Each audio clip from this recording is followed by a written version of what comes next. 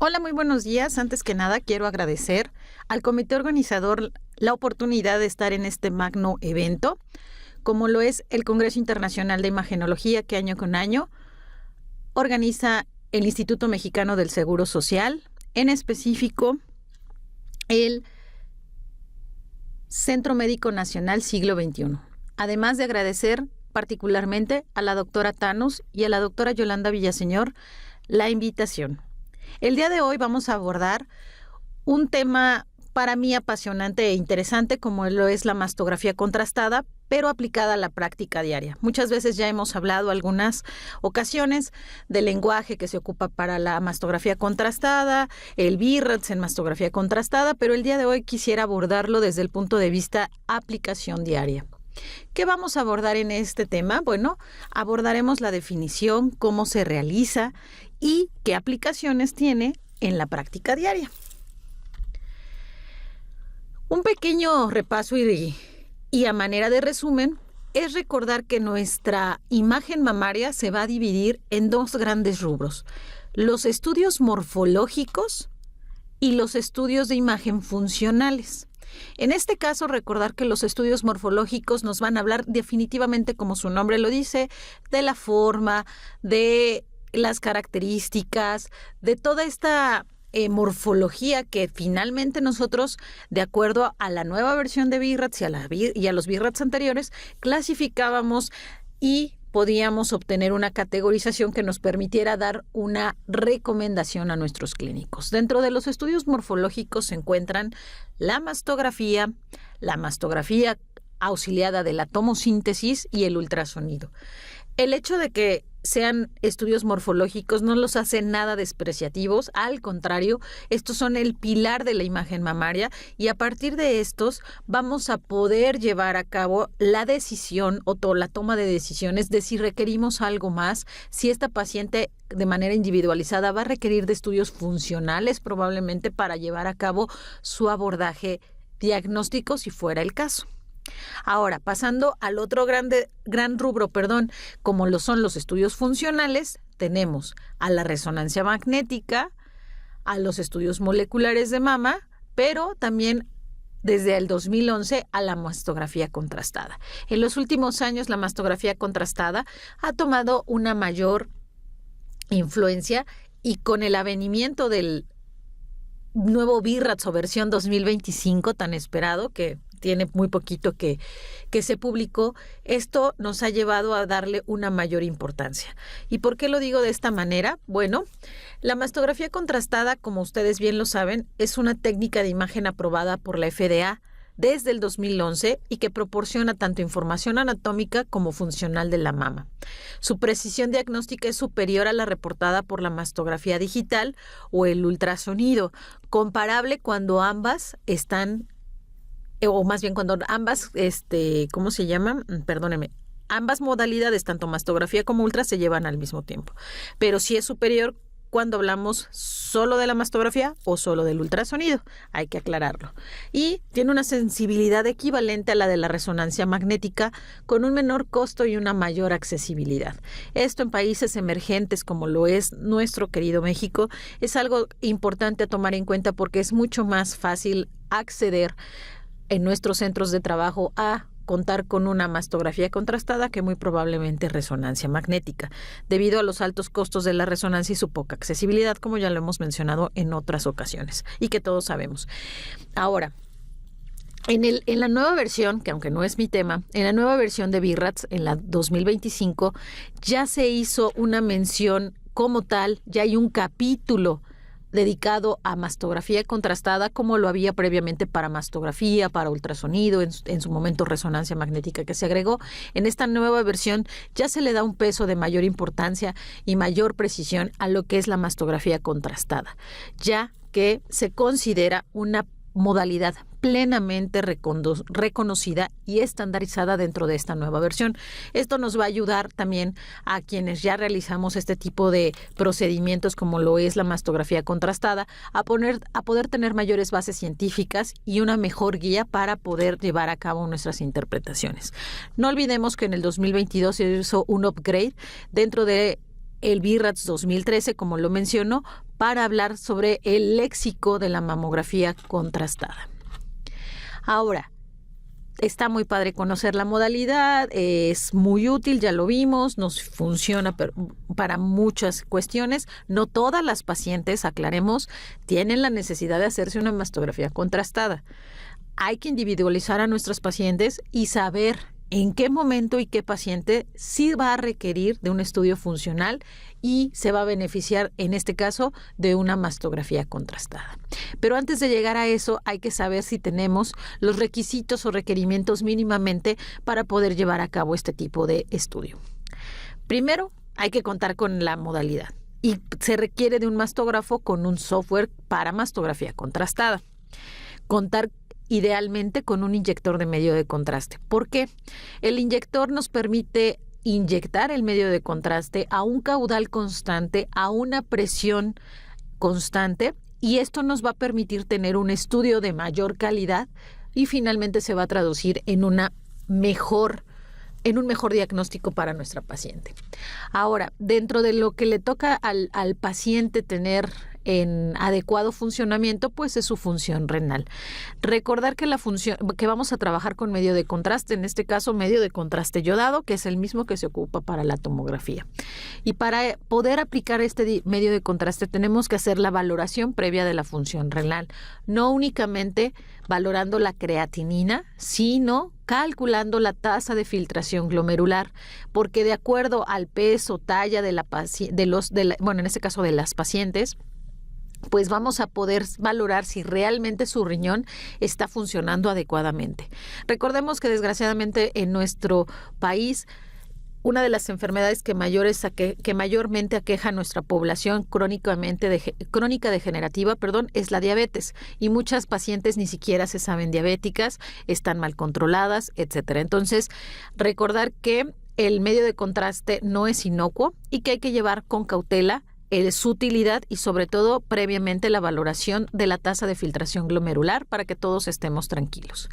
Una vez que sabemos que contamos con los requerimientos, que contamos con el software, que contamos con un caso que amerita la realización de un estudio funcional como lo es la mastografía contrastada, hay que saber también cómo se obtiene. Lo que vamos a realizar en primera instancia va a ser la inyección del medio de contraste vía intravenosa, con una vena de buen calibre, permeable, siempre monitorizar esa inyección y en caso de que haya una extravasación del medio, ruptura de la vía, siempre hay que tener, el inyector también te permite hacer un paro automático de la inyección del medio de contraste. Entonces siempre hay que estar pendiente y de preferencia permanecer en la sala desde el momento de la inyección. Posteriormente a la inyección desde que inicia la inyección hasta que termina, deben de ocurrir 2 minutos para que nuestra técnica radióloga o técnico radiólogo comience la toma de las proyecciones mastográficas. Finalmente, las proyecciones mastográficas van a ser CCs y MLO. En este esquema prefieren empezar con las proyecciones MLO, sin embargo, nosotros lo que realizamos es empezar por el lado afectado preferentemente y con proyecciones CC y no las proyecciones MLO como lo dice en el esquema. No hay una variación, no hay una estandarización y no hay ningún problema. Preferimos empezar con nuestro lado enfermo para ver cuál es la captación de esta mama, que es la que tiene la problemática. Entonces, se toman las proyecciones y se tienen 7 minutos para tomar dichas proyecciones en CC y MLO de manera bilateral, si es que la paciente cuenta con ambas mamas, y tenemos otros minutos hasta llegar al minuto 10 para hacer proyecciones adicionales. CCs extremas, externas, extremas internas, roles, proyecciones laterales, etcétera. Ahora, nuestra mastografía contrastada consta de 3 obtenciones de imágenes una vez que ya realizamos dicha mastografía. La llamada baja energía, alta energía y que finalmente la sustracción entre estas 2 energías, por eso se habla de una energía dual, nos va a otorgar imágenes de sustracción o recombinadas. Aquí podemos ver la ejemplificación de esta toma o de este ejercicio que nosotros no vemos, pero que hace nuestro algoritmo y que obtiene una mastografía de baja energía, que es equivalente a la mastografía 2D que nosotros normalmente ocupamos. Esta es la imagen de alta energía que no es adecuada para diagnóstico y que normalmente no debemos de observar y en la mayoría de los centros ni siquiera la podemos ver, pero para fines educativos nosotros la obtuvimos. Y en el extremo derecho de la pantalla podemos ver lo que es la la imagen o la sustracción o imagen recombinada. Podemos ver cómo desaparece el resto del tejido que no tiene una captación de medio de contraste. Esta paciente tiene hasta un poco de tejido accesorio y vemos cómo no hay una captación. Y sin embargo vemos una gran lesión nodular espiculada de alta densidad que contiene un marcador tisular en su interior clip y que podemos ver en imágenes recombinadas este mismo nódulo con una captación importante del medio de contraste. Entonces, ya sabemos qué necesitamos, cómo se realiza y qué obtendremos en un estudio de mastografía contrastada. ¿Qué continúa? Bueno, saber cuándo y a quién está indicada hacerle una mastografía contrastada. Entonces, dentro de las indicaciones son muy similares a las de la resonancia magnética, si lo recordamos, se encuentra la valoración de respuesta a quimioterapia neoadyuvante, que en centros como el Instituto Nacional de Cancerología se ha vuelto todo un reto debido a la cantidad de pacientes que vemos con cáncer de mama y la necesidad de valorar su respuesta con un estudio funcional. Cáncer oculto de mama, que como vamos a ver en una diapositiva siguiente, es un tanto controversial ya que hay literatura que te dice que no te funciona la mastografía contrastada para valorar cáncer oculto de mama y hay otras corrientes de literatura y series de publicaciones que dicen que sí es adecuado realizarlo. La valoración de multifocalidad, multicentricidad y bilateralidad también es una de las indicaciones precisas de la mastografía contrastada. Otra indicación un tanto controversial puede ser el tamizaje de pacientes con alto riesgo. Y al igual que en el cáncer oculto, hay corrientes científicas que te dicen, o publicaciones, en primer lugar, que no hay suficientes para llegar a un acuerdo de si es útil o no en este caso, y también hay quien está a favor y quien no está a favor de ocuparla y continuar ocupando la resonancia magnética. Sin embargo, recordemos que el acceso a la resonancia magnética en nuestro medio no es tan fácil y sí tenemos pacientes que son consideradas mujeres de alto riesgo para padecer cáncer de mama. Entonces hay que tomar una decisión de qué vamos a hacer con ellos y esta es una alternativa. Valoración de hallazgos subyacentes y extracción de las calcificaciones. Cuando estamos valorando en nuestros estudios morfológicos, vemos varios grupos de calcificaciones sospechosas o vemos un gran grupo en extensión. Quizás ya hasta realizamos una biopsia de ellas y nos hablan solamente de un in situ. La mastografía contrastada nos puede ayudar en el caso de que pensemos que estamos ante algo invasor o que estamos ante múltiples grupos de microcalcificaciones, podría ayudarnos si hay captación, dependiendo del grado histológico del carcinoma in situ o si es invasor. En una mastografía contrastada podríamos ver esa captación en varios grupos o esa captación extensa que nos ayuda a apoyar el diagnóstico o la sospecha de un carcinoma invasor y no solamente de un carcinoma in situ o de un carcinoma in situ en múltiples sitios, que hablaría ya de una multifocalidad y multicentricidad. También nos ayuda a la estadificación prequirúrgica. Podemos nosotros continuar viendo cierta fibrosis, ciertas zonas sospechosas en estudios morfológicos a la valoración de la estadificación prequirúrgica y sin embargo, si pudiéramos hacer un estudio funcional como lo es la mastografía contrastada, probablemente podríamos ver que esta paciente ya no tiene una captación de la zona de sospecha y podríamos estar ante una respuesta radiológica completa. Y finalmente, al igual que como en la resonancia magnética, también dicen que nos ayudaría a valorar o a despejar esas dudas mastoecográficas. Esto sí es una realidad siempre y cuando tengamos ya una idea y algo preconcebido de qué pudiera ser lo que esperamos obtener en un estudio funcional, ya sea resonancia magnética, mastografía contrastada, ante una duda mastoecográfica. Si nosotros no tenemos una idea y pensamos que un estudio funcional nos va a resolver esa duda sin tener una concepción previa, puede que nos meta en mayores problemas y conflictos con los casos de difícil diagnóstico. Ahora, como todo método, también la mastografía contrastada tendrá algunas contraindicaciones. En esta tabla quise hacer el comparativo con las contraindicaciones que puede tener la resonancia magnética versus la mastografía contrastada, pero sus principales limitaciones a la mastografía contrastada son las lesiones muy pegadas hacia la parte posterior o torácica de la paciente.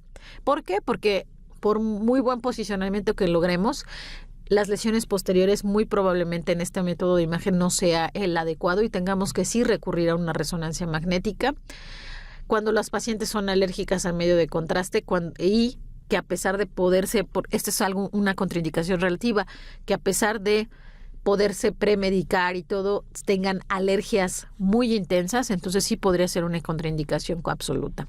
Y la falla renal, recordando que nuestra tasa de filtración glomerular por debajo de 30 es indicativa de valorar, de no realizar, los estudios, salvo que fueran de mayor beneficio que para nuestros pacientes. Entonces ahí habría que valorar una previa valoración por nefrología, probablemente si la paciente ya está en diálisis, que adelantaran el día de la diálisis, tomar en cuenta que nefrología le dé un manejo adicional si es que se requiere forzosamente el estudio, pero si no hay ningún beneficio adicional o pudiéramos realizarlo aún sin dañar más el riñón, se prefiere que no se realice entre una falla renal, que significa que nuestra paciente tiene una tasa de filtración glomerular por debajo de 30.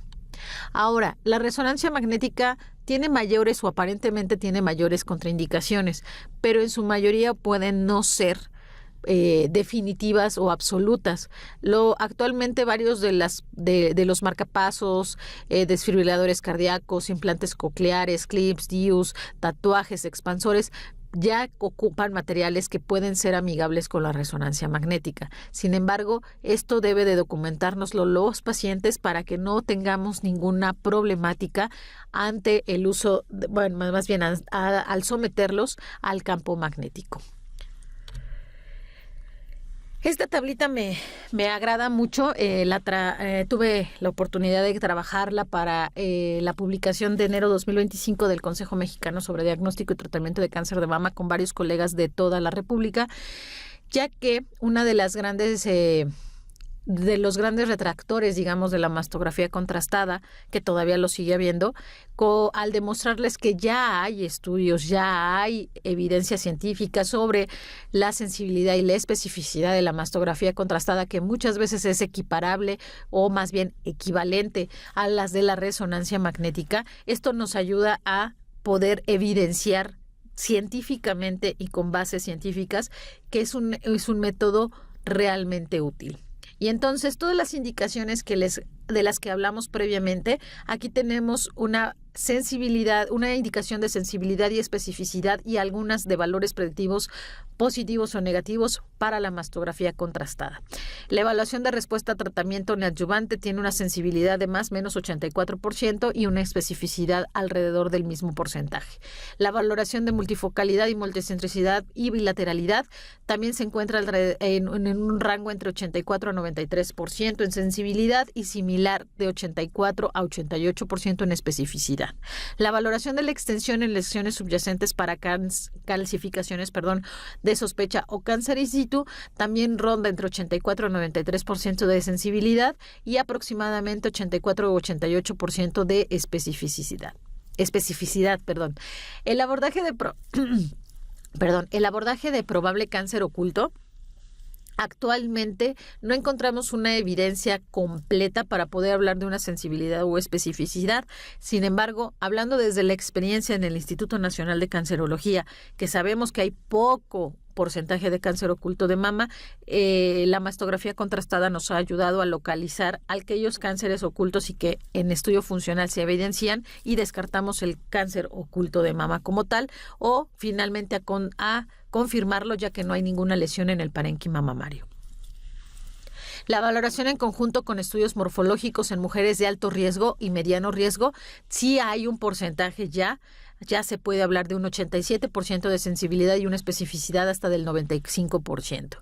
Es equivalente, a la sensibilidad de la resonancia magnética. Hablando sobre la estadificación prequirúrgica, tenemos porcentajes similares a los previamente dichos. Definitivamente, este no es un método para evaluar prótesis mamarias.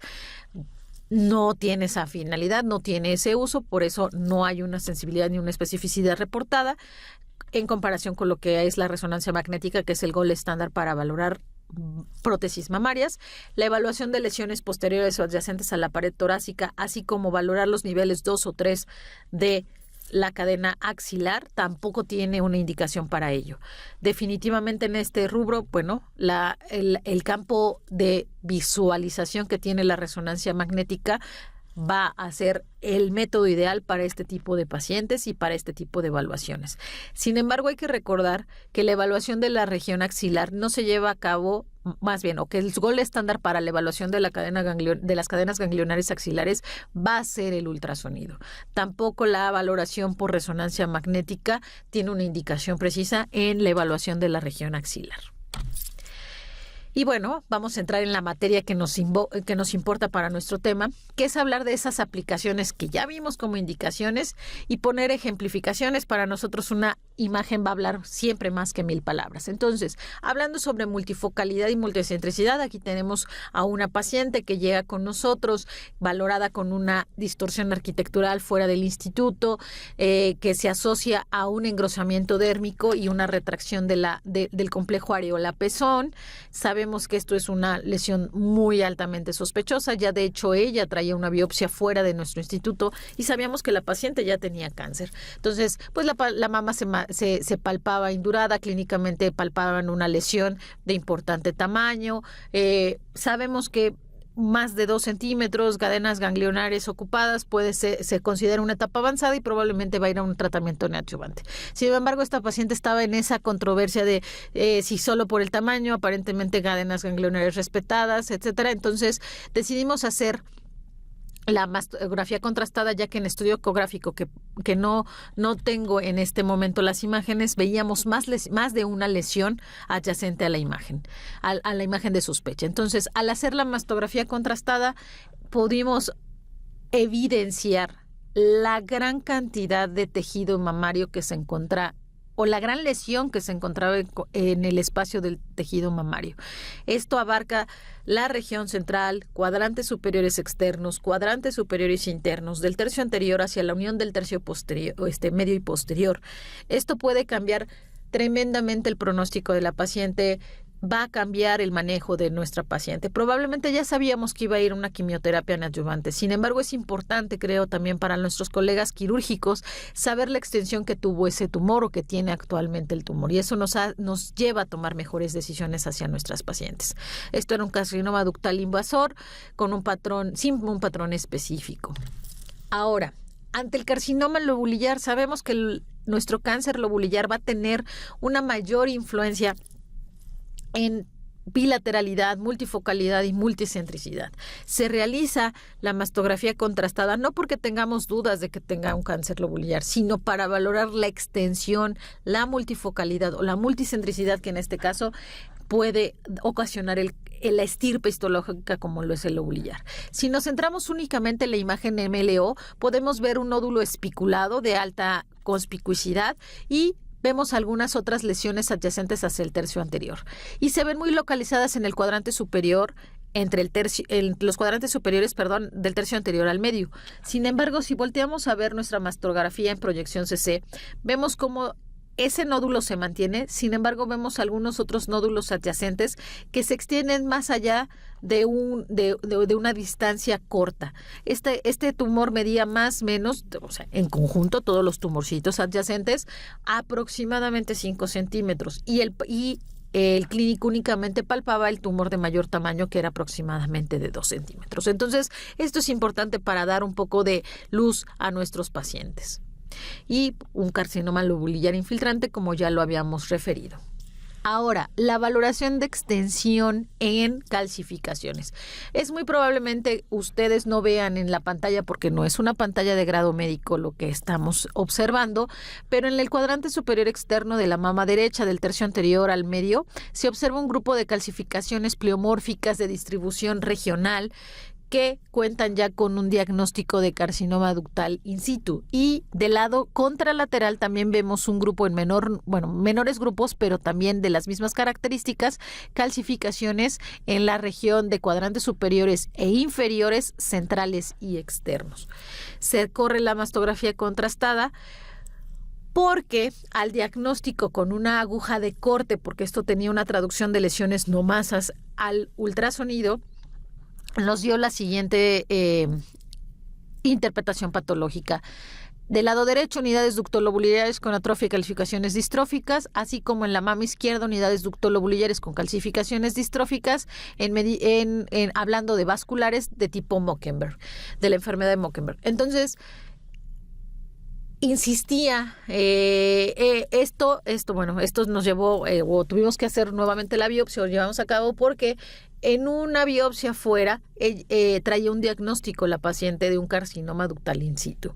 Sin embargo, no lo pudimos corroborar después de nosotros realizar las biopsias institucionales, pero además hicimos una mastografía contrastada para poder valorar si había una captación importante o había una captación a nivel de donde estaban los calcios de sospecha. Finalmente vemos un puntilleo muy característico de las calcificaciones en toda su distribución, pero no un realce a este nivel o que lo acompañe. De la misma manera, no vemos realces anómalos en el lado izquierdo. Entonces, cuando volvemos a hacer una biopsia por estereotaxia ahora dirigida y obteniendo calcios y corroborando, nos vuelven a hablar de una adenosis esclerosante asociada a microcalcificaciones, y a pesar de que las calcificaciones eran terriblemente feas, con un estudio funcional y con dos reportes institucionales negativos, quedamos tranquilos y le dijimos a la paciente, la dejamos en paz y continúa con su tamizaje anual. Ahora, pacientes con tamizaje de alto riesgo, sometidas a tamizaje de alto riesgo, son aquellas pacientes con alguna mutación genética, con 20% por arriba de posibilidad de padecer cáncer de mama a lo largo de su vida. Este es el ejemplo de una paciente que ya está mastectomizada de la mama derecha o contralateral y que cuenta con una mutación BRCA, por lo que dentro del instituto llevamos a cabo estudios morfológicos alternados con estudio funcional, que en un inicio siempre fue resonancia magnética y actualmente, dado el volumen que tenemos de pacientes de otras patologías y de otras patologías oncológicas que hacen el uso de los resonadores y no nos damos abasto para poder hacerle a todas las pacientes que lo requieren resonancia magnética de mama, estamos ocupando la mastografía contrastada con resultados adecuados donde no vemos realces que importen y podemos cubrir esa parte del estudio funcional que estas pacientes requieren. Otro ejemplo de pacientes con tamizaje de alto riesgo, donde vemos algunas asimetrías, no tiene un parénquima tan denso, ella no ha tenido patología en la mama y no vemos realces anómalos durante el estudio funcional. Estadificaciones prequirúrgicas.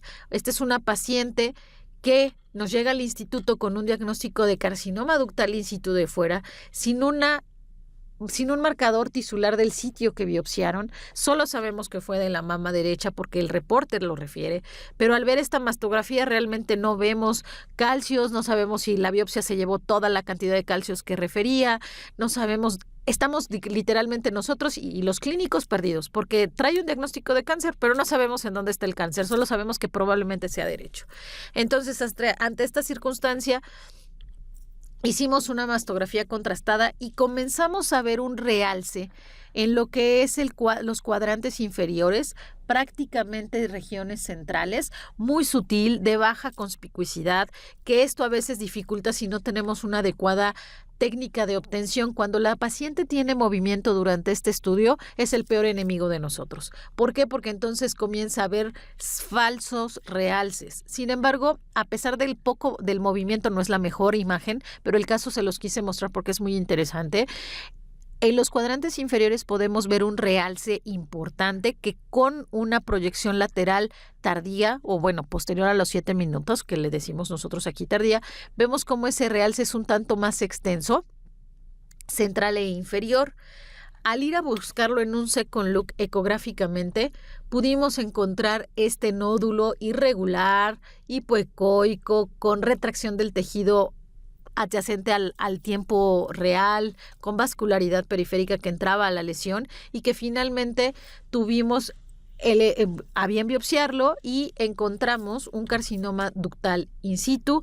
Se retiró, no hubo un upgrade durante el acto quirúrgico, sin embargo, pudimos localizar la lesión que de otra manera estábamos en estudios morfológicos completamente perdidos.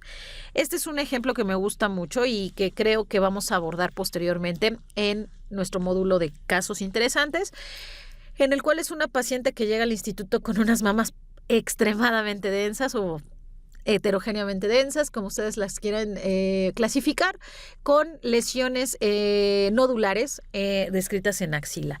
Sin embargo, la paciente no tuvo un adecuado apego al manejo. Llega al instituto, se retira por aparente COVID, regresa a los 2 meses. Nosotros ecográficamente al complemento no habíamos encontrado una lesión y tenía que ser manejada como un probable oculto. Regresa la paciente a los 2 meses y la podemos someter a un estudio funcional como la resonancia magnética, donde vemos varios realces en la mama izquierda, en cuadrantes internos, como lo vemos en los ejemplos de estas imágenes, con realces no masa de distribución lineal que se dirigen más hacia la parte inferior. La paciente nuevamente tiene problemas familiares, no se encuentra, y cuando ella regresa al instituto, hacemos un second look, intentando encontrar esta gran lesión no masa que se extiende desde los cuadrantes superiores hacia la región central y del tercio posterior hacia el tercio anterior. Sin embargo, frustrantemente no encontramos ecográficamente algo que podamos biopsiar con guía ecográfica. Nosotros en el instituto estamos ya en planes para comenzar a hacer biopsias guiadas por resonancia magnética, pero aún no en este momento aún no las estábamos realizando. Entonces, ahora nos quedaba hacer una mastografía contrastada, y no porque dudáramos de que la resonancia magnética haya tenido un realce. No, la finalidad en este caso de hacer esta mastografía contrastada era poder hacer una correlación con un estudio morfológico para llevar a cabo una biopsia que teníamos imposibilitado realizarlo por el método que mejor se veía la lesión, que en este caso era la resonancia magnética. Nuevamente, la mastografía contrastada nos vuelve a ayudar a ver ese realce importante tipo no masa que se encuentra en la región central interna de la mama y que es real. Ya sabíamos que era real, pero entonces ahora nos permite recordar que la mastografía contrastada tiene la ventaja de tener la baja energía al mismo tiempo, o sea, una mastografía normal, y decidimos hacer una mastografía con guía estereotáctica sobre la zona que nos estaba realzando. No fue el mejor diagnóstico, pero pudimos evidenciar un foco de carcinoma ductal invasor para que no fuera tratada esta paciente como un carcinoma ductal, como un cáncer oculto de mama, sino que realmente pudimos evidenciar que había una lesión invasora. Posteriormente, la paciente fue llevada a su tratamiento neoadyuvante. Este es otro ejemplo del uso de la mastografía contrastada con una estadificación prequirúrgica, en el cual vemos un marcador tisular en el sitio de una biopsia previa en la mama izquierda, asociándose, o más bien alrededor de este clip, se puede ver una simetría focal asociada a discreta distorsión arquitectural. He de decirles que esta paciente ya traía un diagnóstico fuera de nuestro instituto de enfermedad de Payet. Recordar que la enfermedad de Payet puede asociarse a carcinoma ductal in situ o a veces a carcinoma ductal invasor. En ese momento no teníamos acceso a la resonancia magnética, que es una de las indicaciones, pero sí tuvimos acceso a una mastografía contrastada. Y podemos ver cómo esa enfermedad de Payet en el lado izquierdo y alrededor del clip tiene un refuerzo no masa de importante conspicuidad. Se ve altamente visible, es irregular, tiene una extensión del tercio medio hacia el pezón y hacia anterior, que llega hacia el pezón, y nuestra obligación pues era demostrar ecográficamente dónde estaba esa lesión o si tenía una concordancia ecográfica para poder llevar a cabo una biopsia. Realizamos el second look y encontramos esta zona heterogénea, mal definida, que algunos podríamos decir ahora que es una lesión tipo no masa. Sin embargo, pues sí nos parecía sospechosa y, oh sorpresa, cuando hicimos la biopsia salió únicamente parénquima estromal con fibrosis.